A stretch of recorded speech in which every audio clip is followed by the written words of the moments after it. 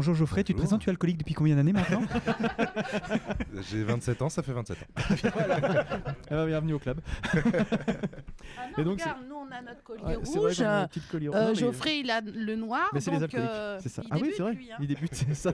On a l'expérience, c'est ça.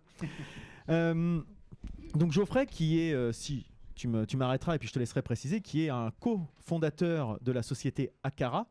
Si je dis pas, c'est Acara, comme ça que ça se prononce. Et tu es ici, on va surtout essentiellement parler de Harry, une application historico-touristique de Rouen, que vous avez développée il y a quelques temps, qui a notamment eu une belle mise en avant grâce à l'Armada de Rouen. Ouais, Mais justement, une fois qu'on a dit ça, j'ai pas dit grand-chose. Je vais te laisser nous en dire un peu plus par rapport à cette application, d'où ça vient, et puis comment ça fonctionne. Alors, Harry, c'est une aventure qu'on vit à 4 meilleurs amis de longue date. 2 développeurs, un chef de projet graphiste et moi qui suis historien. On était... Historien 2.0, comme tu te ça. qualifies sur les réseaux. C'est ça. En fait, on était devant l'hôtel de ville de Rouen un soir en 2015, totalement sobre. Et on avait envie d'avoir un petit peu plus d'informations sur l'hôtel de ville, quand est-ce qu'il a été construit, tout ça.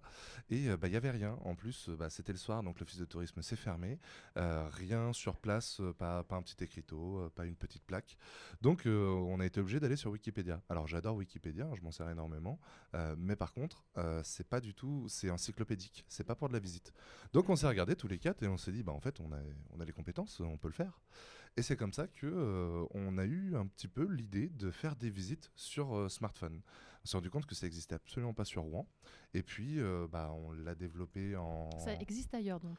Ça existe ailleurs. Il y a énormément de villes qui l'ont développé pour elles-mêmes et il y a énormément d'entreprises qui le développent. Ça marche très bien, par exemple, à New York ou à Londres. Mais à Rouen, il n'y avait absolument pas ça. Et donc, ça fait maintenant 4 ans qu'on le développe. Ça s'appelait Andy Town fut un temps. Et en avril 2019, on a sorti la version actuelle qui s'appelle Harry, A-R-Y, qui est un petit bonhomme, un guide conférencier qui vous balade dans les rues et vous fait découvrir les monuments. Il discute directement avec vous. Il vous présente, imaginons, vous allez au donjon, il vous explique, voilà, le donjon, ça a été construit après la prise de Rouen par Philippe Auguste, quand Rouen est devenue française. Puis pendant la guerre de 100 ans, c'était le château du roi de France et d'Angleterre. Puis pendant la Seconde Guerre mondiale, c'était un bunker allemand. Et là, vous allez pouvoir lui demander... Quoi, Rouen devenue française? Pourquoi? C'était quoi avant? C'était italien? C'était quoi? Toutes les questions sur absolument tous les sujets qui vous intéressent. On vous laisse un panel suffisamment large à chaque fois de questions que vous pouvez poser. Harry, c'est un acronyme? Peut-être. Ah. Mystère. Tu sauras en téléchargeant l'application. Tranquille avec sa tête de gens qui ne veut pas répondre. Voilà. Alors, un genre Non, qui à veut la pas langue de bois, répondre. monsieur, ici. Non, mais je sens que j'ai posé la question qui dérange. Voilà. Non, en réalité, ça n'a pas forcément de signification plus que ça. On en a bien une en tête, mais elle n'est pas plus officielle que ça. D'accord. Et donc, vous avez, du coup, si je comprends le principe, vous avez imaginé toutes les questions possibles auxquelles Harry peut répondre. C'est ça. Sur C'est chaque, énorme. En fait, c'est tout un arbre de conversation. Là où sur d'autres applications ou sur des plaques patrimoniales en physique, on va avoir un texte qui est linéaire. Là, on a vraiment tout un arbre. On part d'une introduction à l'histoire d'un lieu et en fonction des thèmes qui nous intéressent, on va voguer d'un thème à l'autre. Va y avoir des branches qui vont être plus architecturales, des branches plus historiques. On va parfois avoir des séquences qui sont vraiment beaucoup plus burlesques. Voilà, on a plein d'anecdotes fournies sur chaque feuille. Et donc ça existait aussi ailleurs ou pour le coup c'est Non. peut-être un petit truc en plus que vous avez rajouté, enfin un petit. Ça c'est le Gros petit truc en truc en plus. plus parce qu'en fait pendant toute notre réflexion on s'est dit mais il y a des applications mais absolument partout. Vous tapez visite guidée sur les stores, il y en a plein des applications et toutes soit sont très mal notées, soit sont très mal utilisées ou très peu et certaines même sont absolument impraticables parce que très mal développées. Et on s'est demandé justement pourquoi c'était si peu utilisé. On s'est rendu compte que elle cherchait à remplacer l'humain. Ce qui n'est pas du tout une bonne chose parce que le transfert de connaissances, lorsqu'on raconte l'histoire d'un lieu, c'est un transfert de connaissances, c'est une action sociale. Il faut forcément que ce soit humain. Donc nous, on a essayé de reproduire l'humain avec la conversation, justement. Et alors, combien de temps de développement alors pour un projet comme celui-là? Alors le développement a duré vraiment 4 ans, mais dans les 4 ans, il y avait l'application Handytown qui était vraiment une version bêta et qui a tourné pendant à peu près 2 ans et qui nous permettait vraiment de recueillir les avis des utilisateurs. Pendant l'été 2018, on a commencé à développer la nouvelle version, Harry, qu'on a dévoilée et sortie en avril 2019. Et donc la version bêta a dû vous aider aussi à récupérer les questions que les gens se posaient, non? Non, ce n'était pas encore sous forme conversationnelle. D'accord. C'était encore sous forme de frise chronologique. Mais c'est beaucoup en vérifiant les principaux sujets d'intérêt sur Internet, des thématiques qui reviennent assez généralement dans les questions des gens qui nous envoient par mail ou des choses comme ça. Là, on s'est rendu compte que vraiment, il y a des sujets qui sortent de l'ordinaire et qui les intéressent tout particulièrement. Nous aussi, on a une version bêta du chroniqueur, c'est Marius. Pas mal, Mon ça. pauvre. Vas-y, Didouille. Alors, on imagine, I'm an English girl in Yes. Rouen. Je Of course. vais à l'office du tourisme. Yeah. J'ai mon smartphone. Mhm. Donc ça sous-entend aussi que vous proposez votre version en plusieurs langues. Et en combien de langues elle est disponible? Two. English and French. Yeah. So- On va certainement faire prochainement aussi une version en allemand parce qu'il y a vraiment une forte population allemande à Rouen. Et en plus, ça aidera vraiment les partenariats avec l'Office de tourisme qui a une obligation légale de le faire en français, anglais, allemand. D'accord. Après, vous avez trouvé cette idée-là un soir, tu me dis très Ouais. tard. Est-ce Il que faut être l'application sobre, Marius. comprend les gens bourrés? Et dis donc, qu'est-ce que c'est que ce truc-là? Est-ce que je peux pisser dessus? Ou Ce non? n'est pas une borne, Non, non. c'est C'est une Harry. vraie question. Il y a toutes les fautes d'orthographe, de syntaxe dans les questions Je ne fais qui pas de sont faute écrites. d'orthographe. Non, elles sont Dans préécrites. Elles sont préécrites. Ah, les questions Elles sont oui, oui, préécrites. les questions sont C'est toi préécrites. qui choisis vers lesquelles tu vas. C'est comme dans un jeu où on va avoir un scénario qui va s'adapter à nos différents choix. Les choix sont rédigés à l'avance. Alors après, le panel est suffisamment large, mais les questions sont rédigées à l'avance. Ça peut prendre la forme d'un petit bouton sur un volet, mais si vous déployez le volet, vous voyez vraiment la question en entier que vous allez poser. Même plus que ça, en fait, pour chaque séquence. Après l'introduction, vous posez une question. Va y avoir 3 bulles de discussion qui vont apparaître, 3 ou 4 nouvelles questions, et ainsi de suite. Ouais, d'accord. Finalement, c'est construit comme le jeu du lutin et de Géraldine. Exactement.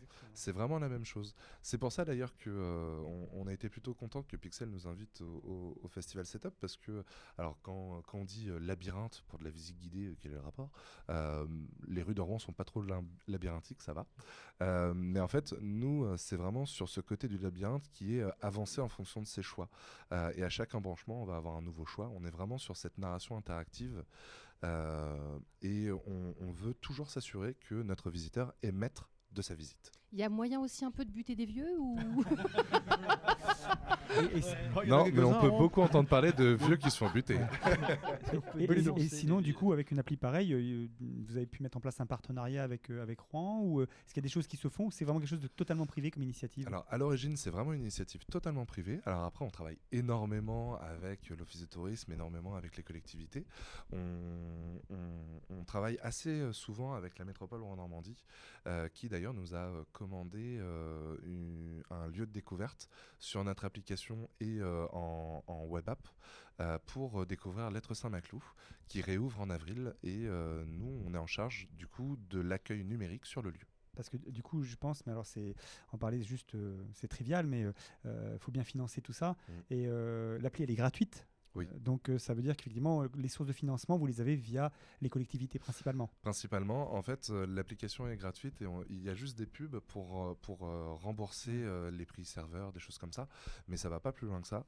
Nous, à côté, à Cara, on est un studio de développement culturel et on développe des logiciels, des applications, des web applications, spécialement pour tout ce qui est accueil de visiteurs, que ce soit culturel, touristique ou événementiel. Tout à l'heure, Nicolas parlait de l'Armada. Ça fait partie de nos prestations. On a développé pour l'Armada une application Vous pour avez été accueillir les visiteurs. l'application de référence officielle de l'Armada. Déjà. C'est ça. met Qui en s'appelait place. Armada 2019 by Harry. Donc là, c'est le moyen de rémunération dont parlait Ludovic, c'est-à-dire que vous signez un contrat avec l'Armada C'est ça. qui vous paye pour développer spécifiquement l'appli. Là, entre autres, c'était pour Paris-Normandie. C'était Paris-Normandie D'accord. qui nous avait passé commande de l'application pour que l'Armada ait une application officielle.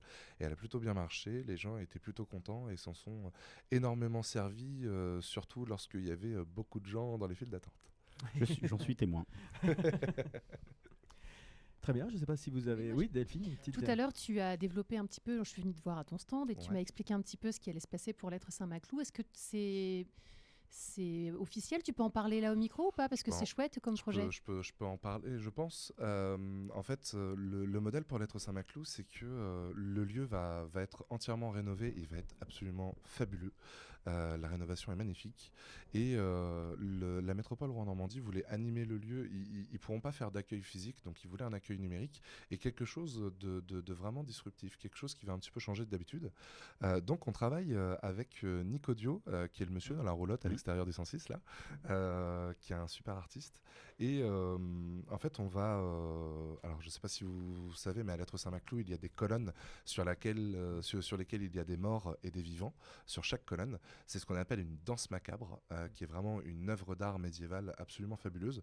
Mais elle a été détruite à peine 60 ans après, à peine 50 ans après sa construction, quelque chose comme ça. Et on n'a absolument aucune idée de la position exacte des vivants. On a certains vivants et certains morts qui sont bien conservés, mais il en manque pas mal. Et donc du coup, la métropole veut que Akara, notre société, et Nick Audio fassent une interprétation artistique, pas historique, artistique, de ces colonnes et essaie de redonner vie aux morts et aux vivants.